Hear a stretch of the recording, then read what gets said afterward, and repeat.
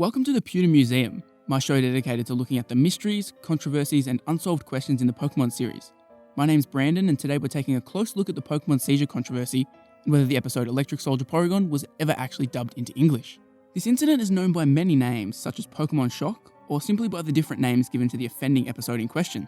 Because this incident occurred in Japan in the 90s, there's actually quite a lot of mystery and misinformation surrounding it that persists until this day. The episode has never been aired again, has never been seen in any language other than Japanese, and it also caused the Porygon family to be shunned in the anime. To help clear the air about this incident, I thought I'd dive deep into the topic, looking at the actual incident itself and what happened in the aftermath. So the Pokémon anime began airing in Japan on April 1st, 1997. It launched off the crazy success the first games in the series had received, and helped catapult the franchise into new heights. The anime had become so popular that it was basically appointment television. Fast forward to December 1997, and it's much of the same, with the franchise steadily growing and an anime-inspired game even announced for release in 1998. Pokémon is a bona fide cultural phenomenon. What could possibly stop it?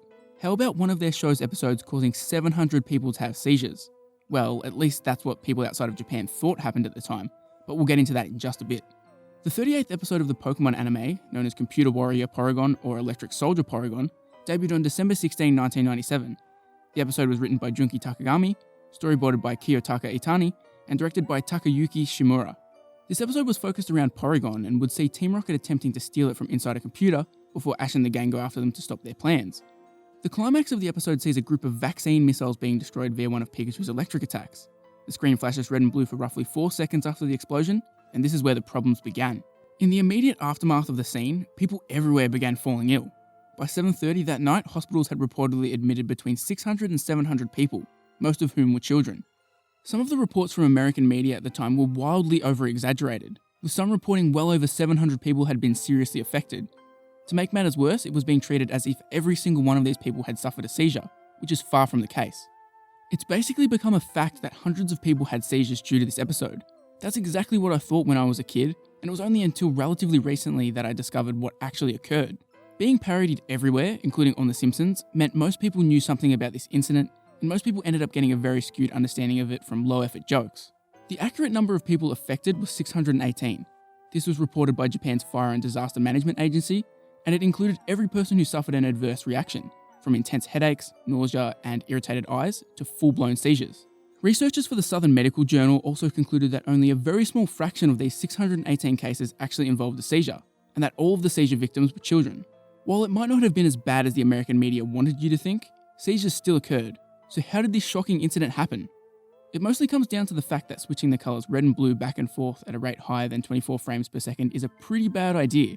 When this is combined with swirling or striped patterns, it causes even more trouble. However, this wasn't the only issue. Most of the children who had seizures were found to be epileptic, many of whom had been previously undiagnosed. As for those who didn't have epilepsy and experienced seizures or even minor side effects, there were a number of other potential causes. The small rooms and big TVs of late 90s Japanese apartments seem to have played a role. Children who had the most intense reactions to the flashing lights were found to have watched the show in a dark room, sitting close to the TV. It's also been hypothesized that because this episode aired close to exam week in Japan, a time where junior high school students are under immense stress, the effects were exacerbated. So it's pretty clear that the number of people affected by this episode was actually quite low. To properly put it into perspective, here are the TV ratings for Electric Soldier Porygon's airing. More than 4 million people were watching Pokémon that night, which accounted for 15% of the total market share in that time slot. That's a whole lot of people who got through the episode without any issue whatsoever. Despite this, the backlash on Pokémon as a result was enormous. And rightly so. Even a single seizure caused directly by your animation is unacceptable. Consequently, the show would go on a 4-month hiatus. All references to Pokémon were immediately removed from TV Tokyo's programming, and the special New Year's Eve episode was scrapped entirely. This episode, titled It's New Year's Eve Pocket Monsters Encore, was scheduled to air on December 31st and was planned to be a clip show recapping the first 39 episodes of the show. A similarly titled but different special, It's the New Year Pocket Monsters Special, aired on January 1st, 1999. That special was 2 hours long and recapped the events of the anime until episode 77. It's entirely possible that material from this unaired special was imported into the 1999 New Year special. It seems extremely likely when considering the 1-hour runtime of the cancelled clip show. If it was going to take 1 hour to recap the first half of the season, then naturally when they covered the whole season, it would take 2 hours. This clip show wasn't the only episode to be majorly affected by the hiatus though. Holiday-themed episodes Holiday Hijinks and Snow Way Out were next up on the slate of episodes. Instead of airing right before the battling Eevee brothers, They wouldn't see the light of day until October 5, 1998. These episodes ended up being placed between It's Mr. Mime Time and Showdown at the Poké Corral. This causes a major continuity error, and in general it caused confusion for fans, as Ash has a Charmander instead of a Charizard. The show would eventually return to screens on April 16, 1998, and the powers that be pulled out all the stops to try and quell fears and concerns. On April 11, a special titled Pocket Monsters Problem Inspection Report aired. Professor Harding, an expert on photoproximal response provocation, who helped establish the guidelines used by the British ITC, explains the medical backing of the new guidelines established by TV Tokyo. It also introduced audiences to the newly developed Anime Checker, which screens shows and analyzes video flicker. Before the return episode, there was also a special explanation aimed at kids. Miyuki Yadama hosted the broadcast and mentioned that the show would be returning soon, and she apologised for the effects of the incident on viewers. She then talked about the reason for the hiatus, mentioned the many letters of support from fans, and finished with a request to watch television at a safe distance and in a well-lit room. With all of that out of the way, the Pokémon anime could return to screens, re-debuting with Pikachu's Goodbye. This episode isn't just notable for being the return episode though. You'll notice that Pikachu's Goodbye was never mentioned in the original schedule, which means this episode was created after the incident. It makes sense given the context, because the episode is literally just one big metaphor for the Pokémon anime in the aftermath of the seizure incident. In the episode, Pikachu teases leaving Ash, but eventually comes back in the end, the exact same way the show did.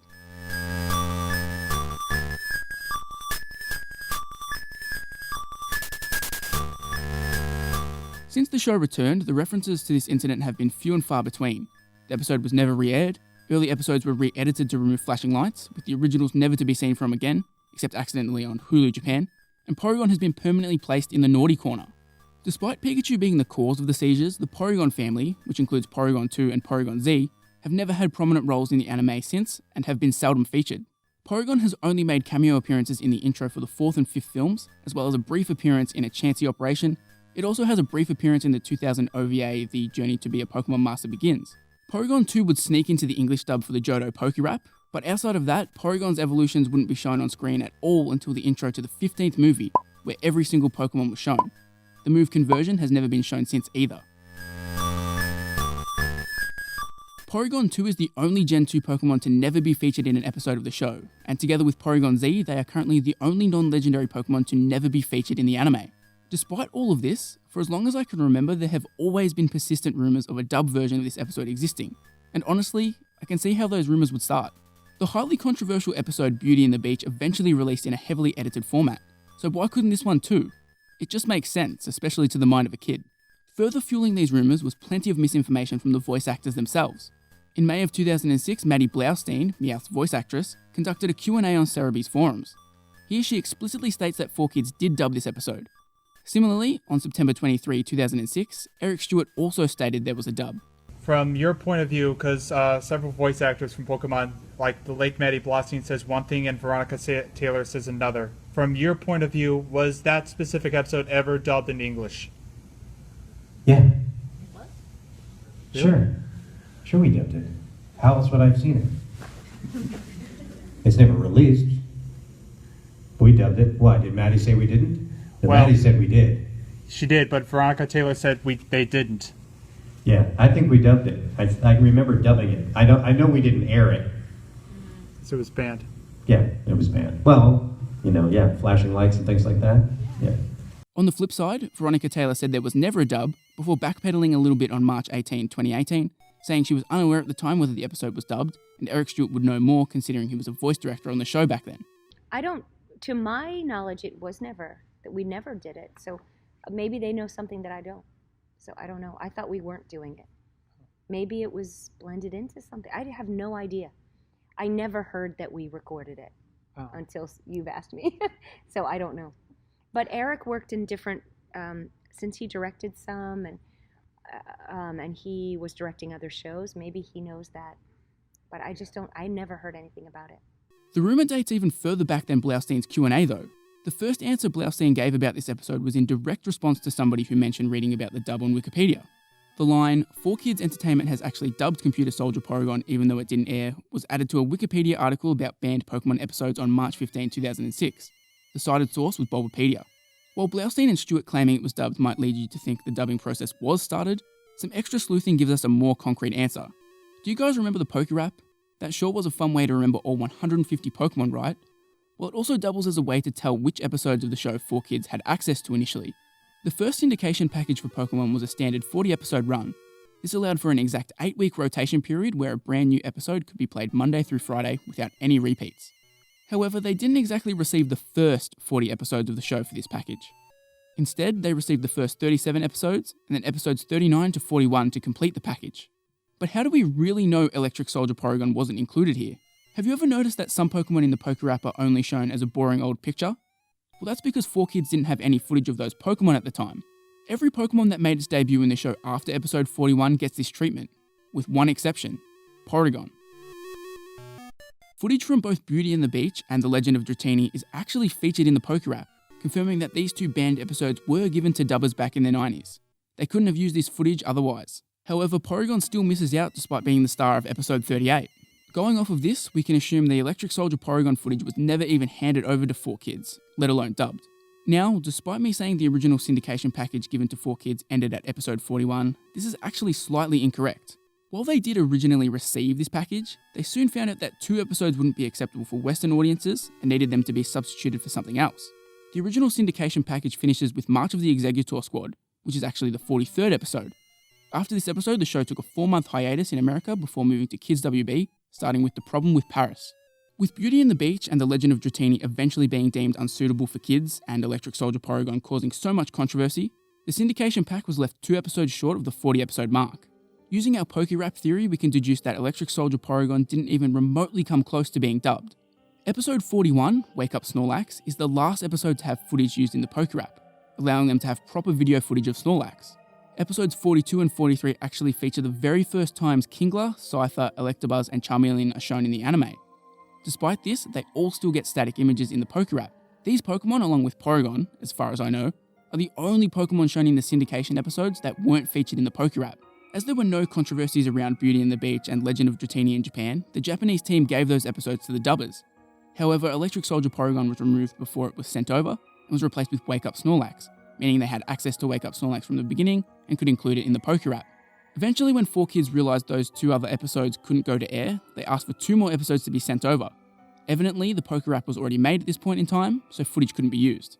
Further strengthening my theory is that the Mediaset Italian version of the Season 1 theme, titled Always Pokémon, features footage from The Legend of Dratini allegedly. Every single Indigo League series episode has been featured in the dub in some way, shape or form, except for Electric Soldier Porygon. 4Kids and other dubbers weren't afraid to use footage from banned episodes in other ways, but it seems extremely unlikely Electric Soldier Porygon left Japan.